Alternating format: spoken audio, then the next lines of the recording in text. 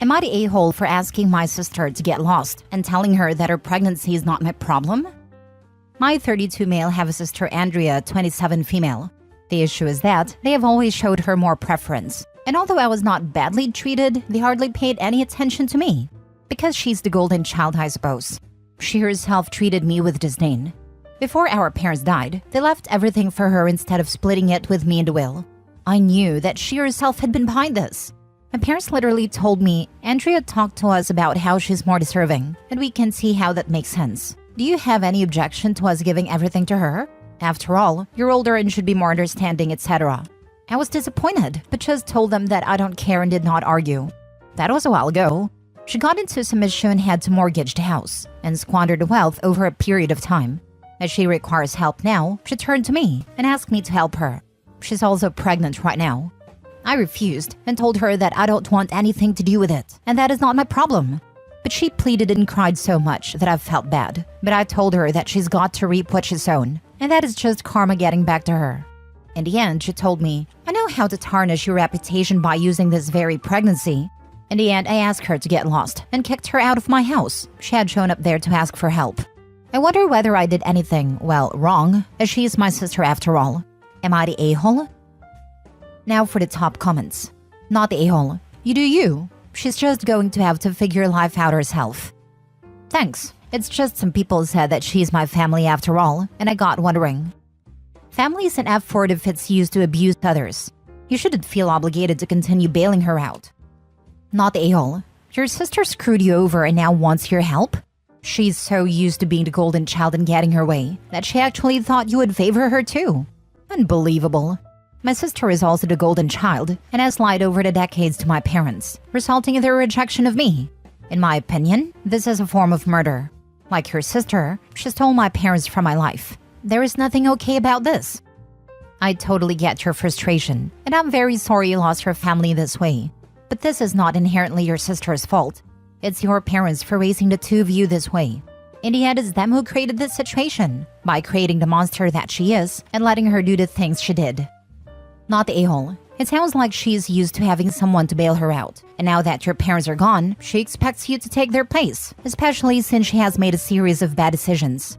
I suspect that even if you said just this once, if you did help her out, you would be opening the door to her constantly asking you for more and more. Exactly this. My older sister is the same way. Dad bailed her out of everything. Now that he's gone, she expects everyone else to fix her problems. She actually blamed me for not being able to keep her cat for her when I donated a kidney to another sister. Some people are just awful and not worth giving space in your brain. Next story. Am I the a-hole for telling my bully I feel no sympathy for her? There's this one girl, 17 female at school, who just got diagnosed with terminal cancer. She would bully me, 17 males, since I was 13. Usually just call me names and make snide remarks.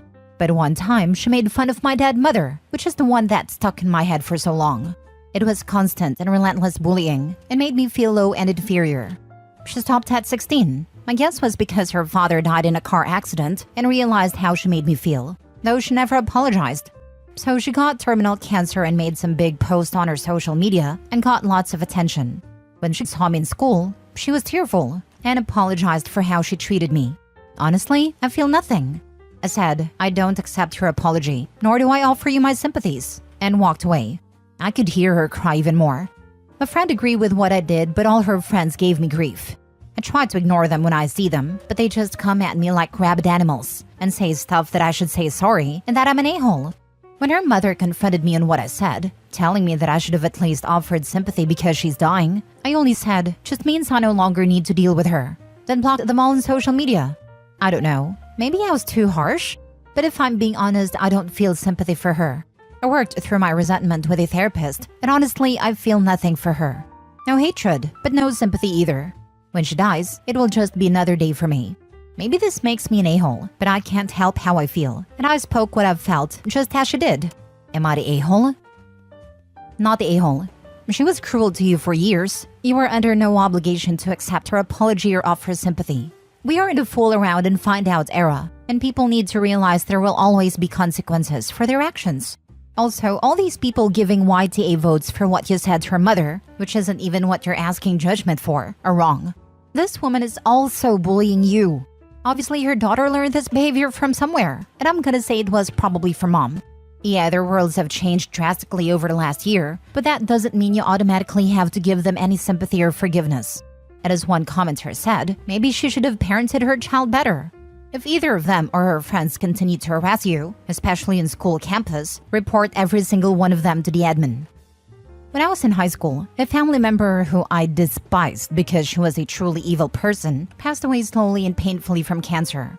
It wasn't a death I'd wish on anyone. That said, I wasn't sad she was gone, and that felt wrong to me, like I should at least think good of her now. When I expressed all that to my mom, she said something that has stuck with me to this day. Just because someone dies, even if they die in a terrible way, it doesn't suddenly mean they were a good person. Similarly, this girl is suffering something awful, and it's tragic. But that doesn't automatically mean she's forgiven for everything she's done. There was a guy in high school who died after he was hit by a car, and the entire school, tiny charter school, made a huge deal about it. Offered kids time off for grieving, even had a candlelight vigil. I think his parents set up a scholarship in his name. Kids were acting distraught at the loss of poor Adrian. But to be honest, the guy was a jerk. He hated most of those kids at our high school. It was intentionally irritating to most people. He had extreme beliefs, which were fine, but loved berating people over things like commercialism if they bought a soda. The night he died, he was hanging out with his college friends. They threw his glasses into the road, and somehow he thought it was a good idea to walk blindly into the road if speed limit 45 to go get them.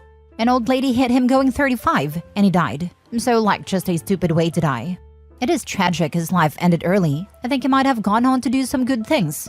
But I wasn't heartbroken. I wasn't crying at a candlelight vigil for his soul. I wasn't wearing black armband in remembrance.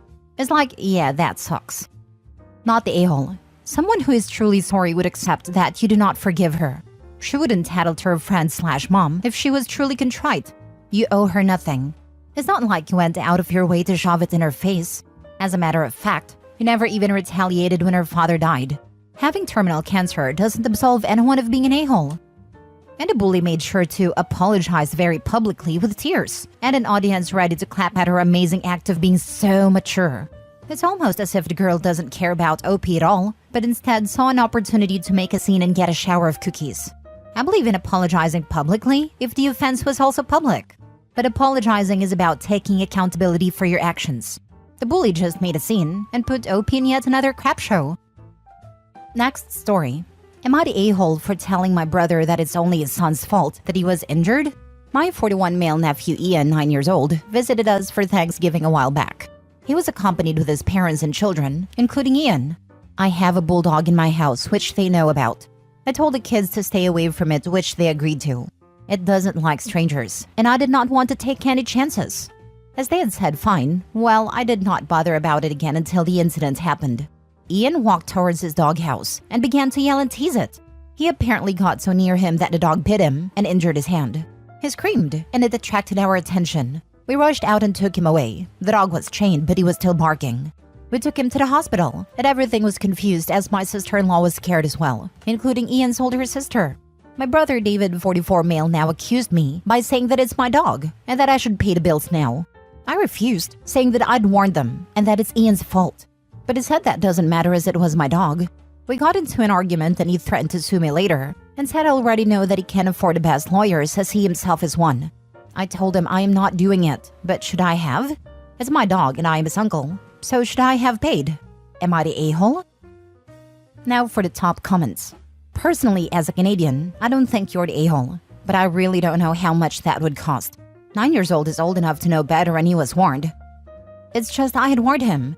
I'm not happy he was injured, obviously, but it sounds really unfair to expect me to pay when I had told him before. The child and his parents learned an important lesson that day. Keep your distance from dogs you aren't familiar with, especially when the dog is in a safe space, indoor cage, or doghouse. Ian had a fool around and found out rating of 7 that day. He's lucky it wasn't his face. Not the a-hole. You warned him. He didn't listen. Parents should watch their own child if he wants to meet the dog.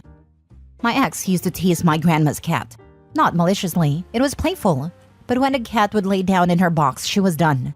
Tell me why I had to repeatedly tell this 20-plus-year-old man why he needed to leave the cat alone when she was in her box. He wasn't one of my best decisions.